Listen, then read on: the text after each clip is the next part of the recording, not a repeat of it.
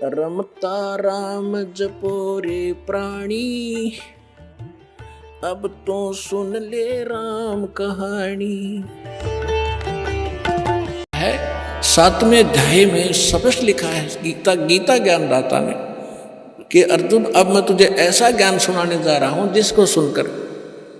जिसको जानकर फिर संसार में कुछ जानना शेष नहीं रहेगा।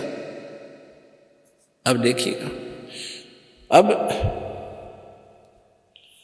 इससे पहले थोड़ा सा कंसेप्ट ये क्लियर करता हूं।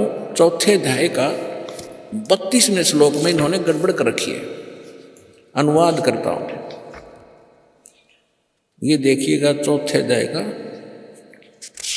32वां श्लोक, ये देखिएगा, ये है श्रीमद् भगवद गीता, गीता प्रेस गोरखपुर से प्रकाशित है। जयदयाल गोविंद का इसके अनुवादक है। और ये अध्याय नंबर 4 का और श्लोक नंबर 32।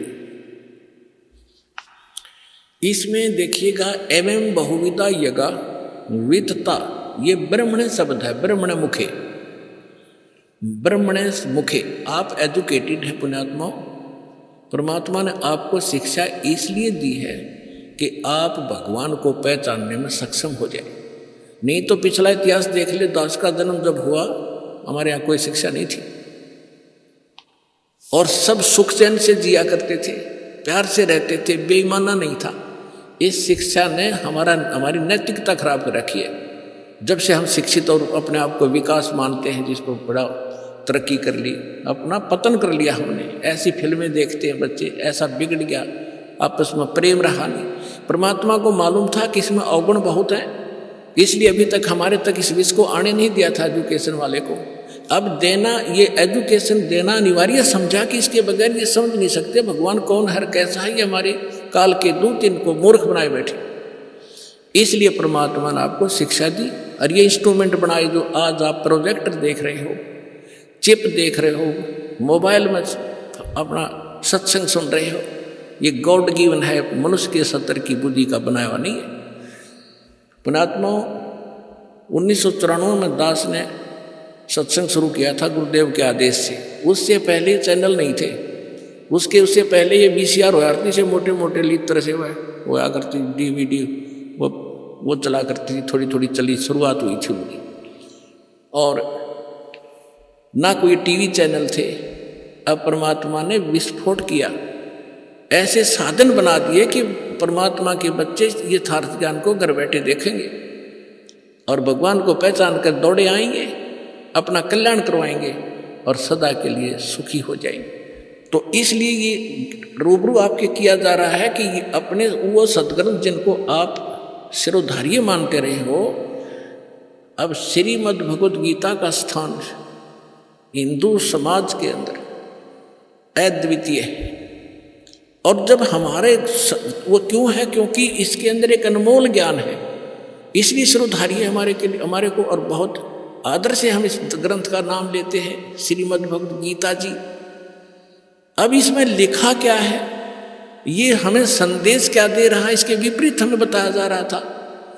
अमृत के स्थान पर हमें विष खिलाया जा रहा था। तो अब हम विष अमृत खाएंगे, विष त्याग देंगे जब हमें पहचान हो जाएगी। तो इस पहचान के लिए आपको ये सदग्रंथ रूबरू कराए जाते हैं। अब देखिएगा, ये है अध्याय नंबर 4 का श्लोक नंबर 32।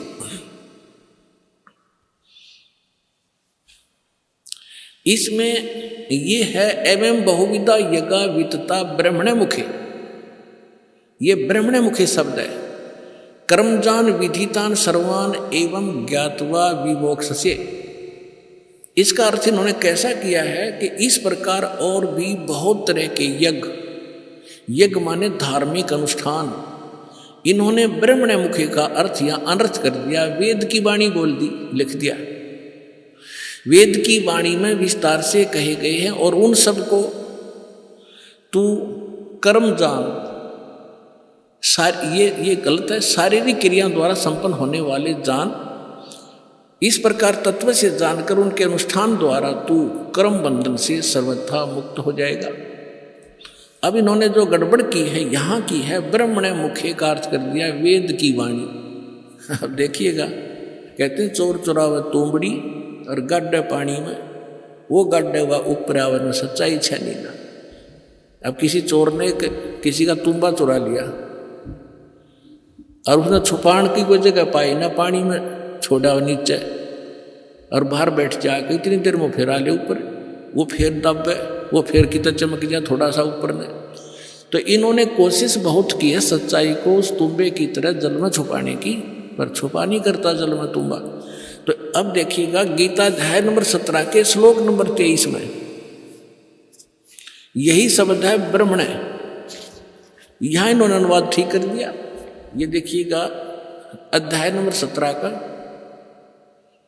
श्रीमद् भगवद गीता और श्लोक नंबर 23 में ओम तत्सत इति निर्देश, ये ब्रह्मण शब्द है। ब्रह्मण त्रिविध समर्थ है, ब्राह्मणा तेन वेदा च यज्ञा च विहिता पुरा। इसका अर्थ इन्होंने सही किया यहाँ पर, ओम ओम तत् तत् सत सत, ऐसे यह है 3 प्रकार का ब्रह्मण माने सच्चिदानंद घन ब्रह्म का नाम कहा है। ये ब्रह्मण का अर्थ ये है। ब्रह्मण माने सच्चिदानंद घन ब्रह्म, अपने आत्मा। ब्रह्म का अर्थ वैसे तो परमात्मा होता है, लेकिन ब्रह्म से जैसे ईश माने क्या होता है? स्वामी, मालिक, परमात्मा। ईश कहो, ब्रह्म कहो। अब फिर परब्रह्म शब्द हो रहा है, हमने सुनने को मिला परब्रह्म, यानी इससे नेक्स्ट ब्रह्म, ब्रह्म से नेक्स्ट। जैसे एक दादा, एक परदादा, दादाजी से दूसरा दादा, नेक्स्ट ग्रैंडफादर। तो ब्रह्म फिर परब्रह्म, फिर हमने सुना है पूर्ण ब्रह्म, और महापुरुषों की वाणी में हमने सुना है पार ब्रह्म। पार ब्रह्म का अर्थ है कंप्लीट, सबके पार, सबसे पार वाला, सबसे आखिर वाला। तो श्रीमद् भगवत गीता अध्याय नंबर 15 के श्लोक नंबर 16 और 17 में 3 पुरुष हैं। पुरुष कहो, राम कहो, ईश कहो, ब्रह्म कहो।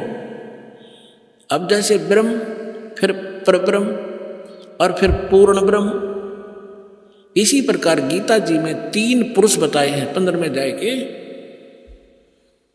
16 और 17 में। अब पहले वहां ले चलते हैं आपको, फिर ये सारा ज्ञान आपका समझ में आओगा। अपना आत्माओं इतने एजुकेट इंटेलिजेंट मानव बना है आज। इन कंप्यूटर को घुमा रहे हैं छोटे छोटे बेटे और बेटियां, इन मोबाइलों में ऐसे सिस्टम है, इनको बड़ी अच्छी तरह से सेट कर चला लेते हैं।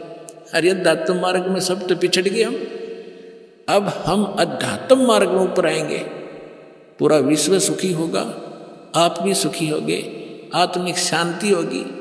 जो परमात्मा काम किया करता, परमात्मा आपके साथ रहेगा, आपको वो सुख देगा।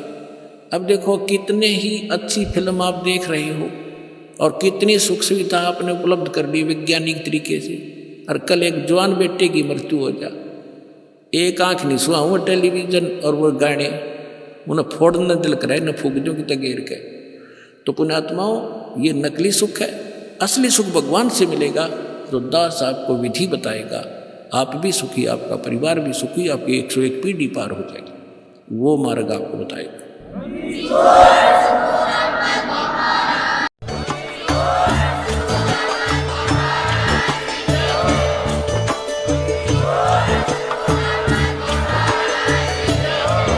जगत गुरु तत्वदर्शी संत रामपाल जी महाराज जी के मंगल प्रवचन। अधिक जानकारी के लिए विजिट कीजिए हमारी वेबसाइट www.jagatgururampalji.org। संत रामपाल जी महाराज जी के शुभ आशीर्वाद से पूरे विश्व भर में 500 से भी ज्यादा नाम दीक्षा केंद्र हैं, जिन पर संत रामपाल जी महाराज जी द्वारा ऑनलाइन निशुल्क नाम दीक्षा दी जा रही है। अपने नजदीकी नाम दीक्षा केंद्र का पता करने के लिए संपर्क करें 8222880541।